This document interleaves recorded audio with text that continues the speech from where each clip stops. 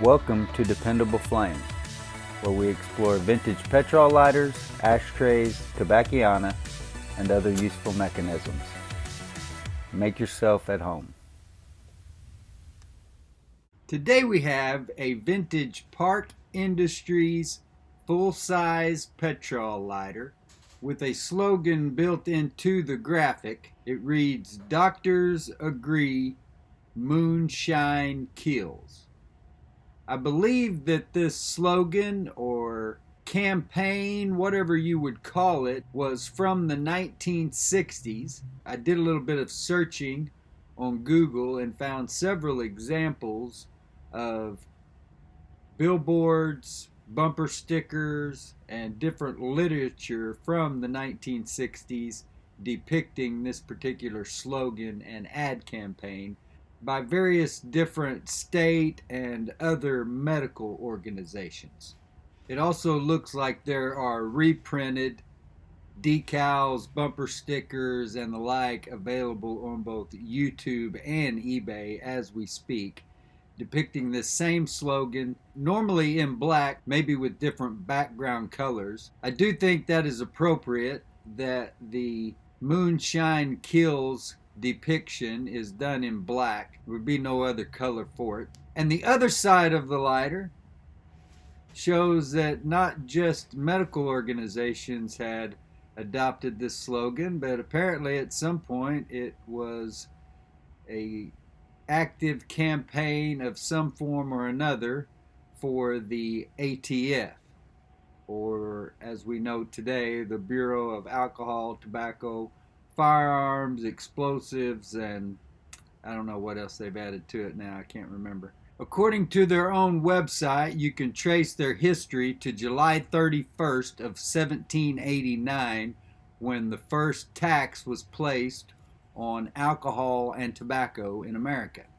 The base of this lighter is marked Park Lighter, Murfreesboro, Tennessee, USA. Being from Murfreesboro, we know that that would have placed it 1960 or later. And I think probably from those Google ads, as I mentioned earlier, that would have put it in the late 60s anyway. I don't know exactly how long that slogan or ad campaign was used.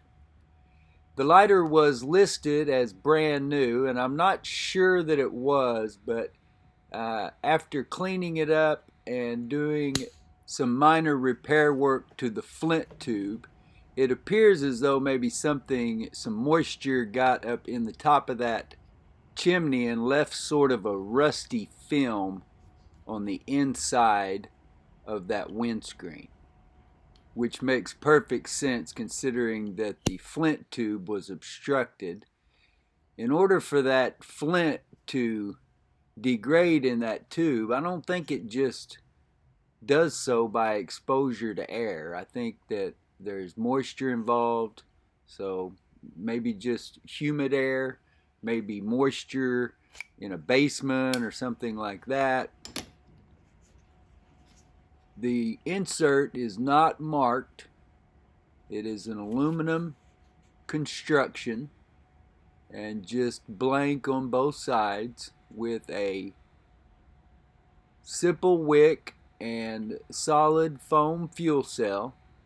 I did not pull that out of there. I just left it. All these conversations, watching Migarong's videos lately about the old asbestos Zippo wicks, you can see there the flint spring screw broke as I was putting that back in. So we're going to have a video now how to extract one of these from a Park insert.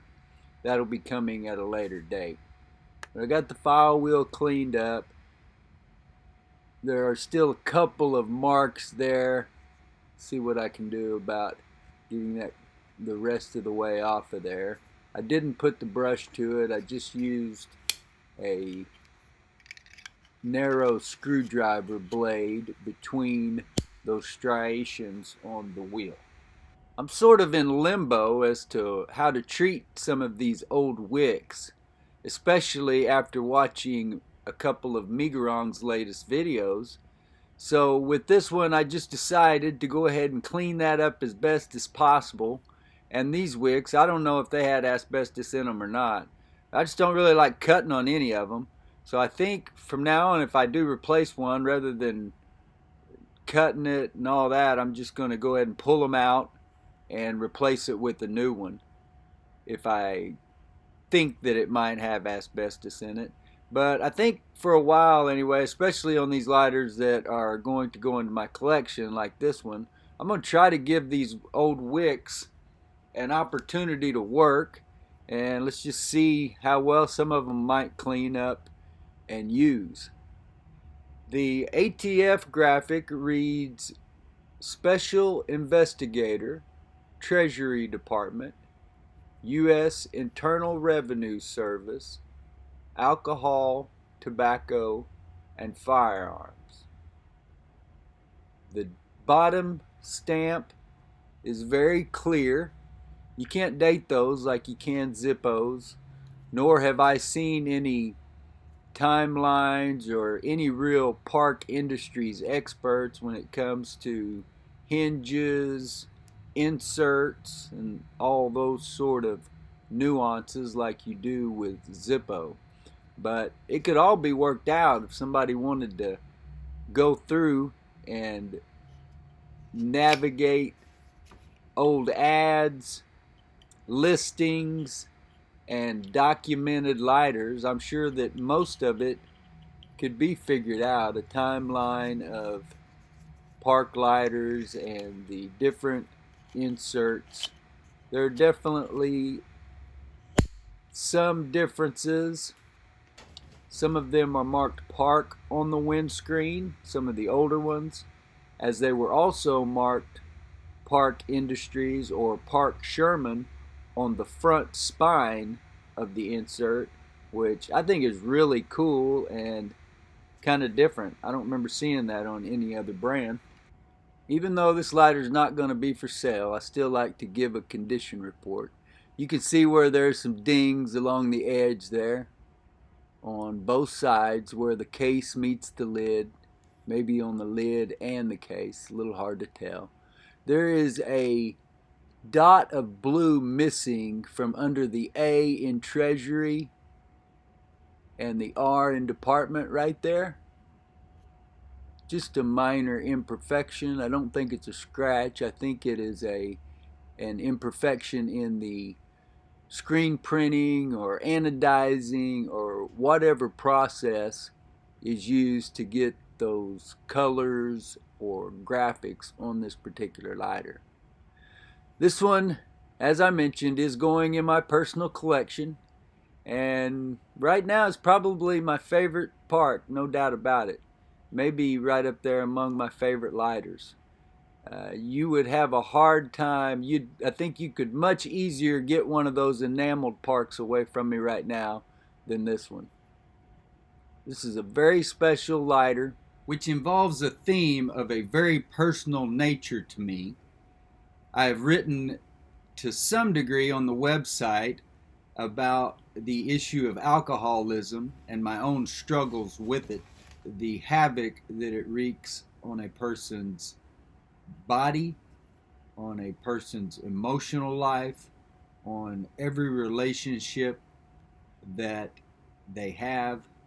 So I don't want to dwell on all that here. You will see other videos with this lighter in the future, and maybe of a more personal nature, talking about some of those struggles. Not trying to bring everybody down today, just wanted to show off the lighter, a little show and tell. I think I'll hop on the OTLS Facebook page here a little bit later and post a couple of pictures of this lighter. I really like showing lighters off over there when I find something that is unique or special, or especially something that I'm going to add into my collection, as that is a group of collectors over there. That's what they're there for. When people go to that page, they want to see posts of other collectors' lighters. Until next time,